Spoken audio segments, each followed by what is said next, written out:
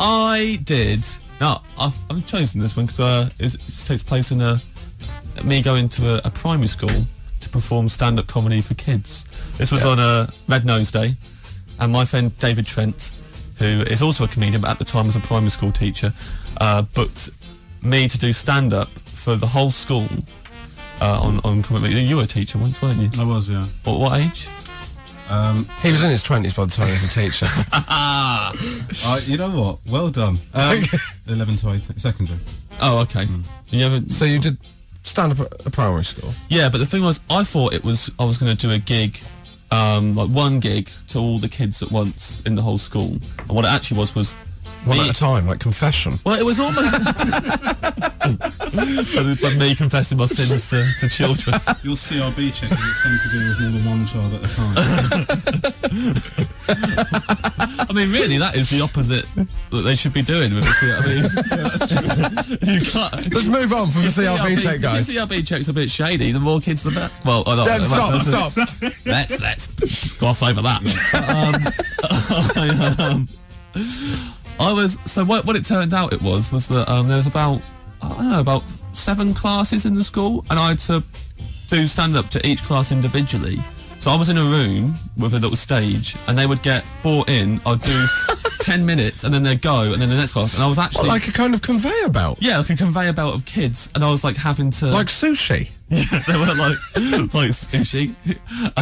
In that it was 7 classes at the school with my hands. Huh? It's a big primary school, isn't it? I was about, each class. As you know, I was spoilt for smallness of primary school, James. Yes, Josh. How many kids were in your primary school? 4 kids in my year. Are you serious?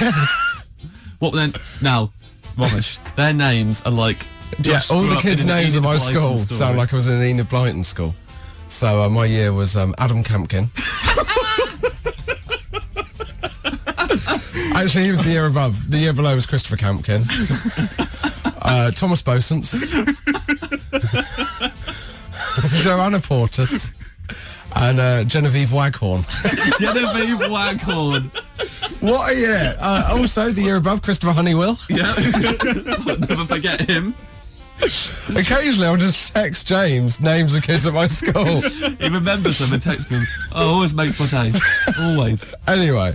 So these kids didn't have ridiculous names. Oh, they might have, I don't know. But also I should point out, when I do stand-up like kids gigs, I don't do planned stuff. I just improvise, which normally I'm professional. Normally it's alright. The first class, it went really well. So I was like, oh great, I'm really confident now. This is great. Well, what was it, the youngest or the oldest class? No, they actually started with the second youngest class, right, and then they brought the youngest class for the next one. And David said to me, "These ones are normally like in assembly. They're the most like docile, like so you really want to get them going. You really want to like rev the room up." I was like, "Oh, okay, fine." So I went on, and I just went on and went, "Come on!" And then they were like, clap your hands and whoop and cheer and go crazy, kids! It's comedy time! And they were really Did you going. do that with your voice? Yeah, I was like that. That's how I get people going. Okay, that's good. I mean, I've never felt less going in my life. Well, you're not a kid. You know, when kids hear that, it's like a dog whistle. It's like Red Bull straight in their eyeballs.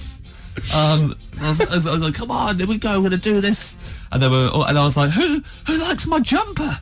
Give me a Say your own gambit. Who likes? I know what'll get them going. Let's talk about what I'm wearing. Let's go. What was your jumper like? It's had a red jumper on. But I was thinking of my feet, Josh. Who likes my jumper? Yeah, I'll still do that at adult gigs. Who likes my jumper? Give me a cheer. They all cheered, mate. And then one kid shouted out, "I like your trousers," and then they all cheered. I was like, I'm onto it. This is brilliant. That's obviously quite a bright child. He's thinking outside the box. Yeah, he's thinking added on to what he's saying. Yeah. I was like, "Who likes my shirt?" Yes. And then I mean, you're not gonna run out of clothes. Who likes my pants? Sounds like a really sad man, desperate for your appraisal. Approval of these children. Who likes my shirt? Do you like everything I've got on, please? I've been stood outside. Just want someone to say what I'm wearing is okay. You kids know what's cool, right? You know what's hip and happening right now. I've got a date tonight. I've got a date. Right, don't lie, mate.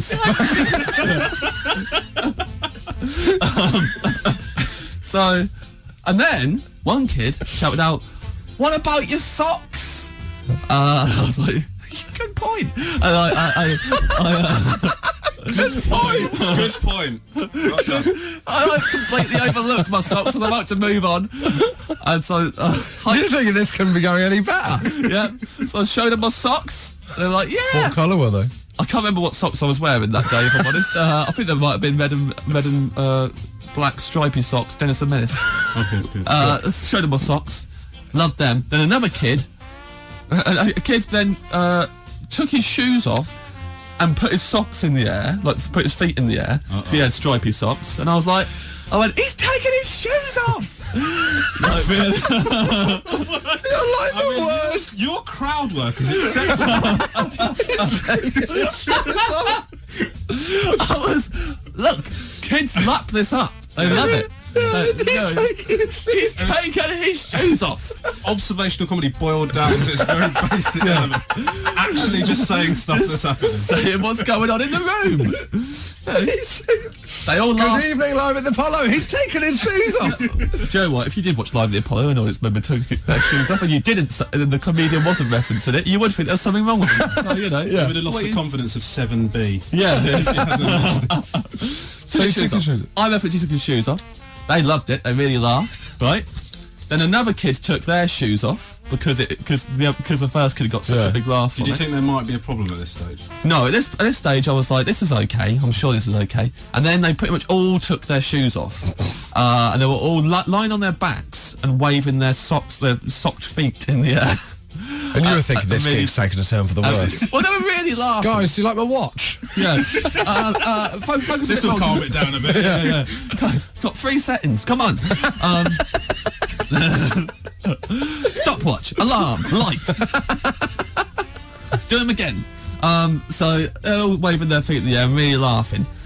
And then out of nowhere, one of them gets up and starts dancing on their own. This kid started doing... No, you didn't preempt this. I didn't prompt this at all. At this point, I had lost control. They were doing what they wanted to do. Yeah. There's probably teachers at the back going, "Never go all the way to the socks, mate. Jumper, shirt, trousers, out. Do not overstimulate them." So one kid started dancing, and then they all got up and started dancing. What were you doing at this point? I was just standing there looking over at Trent at the back, like going... gestures that were saying, "I don't know what I'm doing." I'm out my depth. This has gone too... Trent, this is my safety word. Socks. Socks. Get me out of here. So they're all doing a dance. And by the way, it's like one of those, it's a sports hall kind of like, but it's a shiny floor. So they're dancing in their socks, and one of them does a jump in the air, and then as they land, slips and full on cracks his head on the floor, really loud. Oh no! And then another girl then laughed at this so much that she wet herself. Like proper weed all like. That is not going to help the slippery floor. No. So, I mean, you said of them, there were genuinely kids near her who were, because they were doing a dance and not looking. They weren't aware that she had done that, so there were kids dancing in their socks, which is the worst thing. And then instantly the teachers swooped in and they said, stop this now. and one of the teachers literally pointed at me and went, "Enough." Enough. So then they took that class away and they cleaned up the floor, and then the next class came in and they still let you carry on. Yeah. But they went, what a damning indictment of education. But it was like I had to do a calm down version. So the next kids, it was literally like I went, "Right, I'm gonna tell a story. We're gonna take it nice and slow." And I literally told a really boring story. And in your head, was you just going, "Don't mention the jumper"? Yeah. One of them, I can see them in their eyes going, "Is he not going to reference his red jumper?" That is genuinely the saddest indictment of British education I've heard in the last 30 years. And that's why Britain is broken. You did a septuple. That's what it is. Oh yeah. 7 gigs in a row. Yeah. Wow. I'm glad, James, that Red Nose Day this year, you'll be back, presumably. If anyone at home wants to book James Acaster for their school, he'll be wearing a red jumper. Yeah. But don't mention his socks. Thank you very much. That is genuinely Each week, it confounds me how you get yourself into these situations, but thank you very much all the same.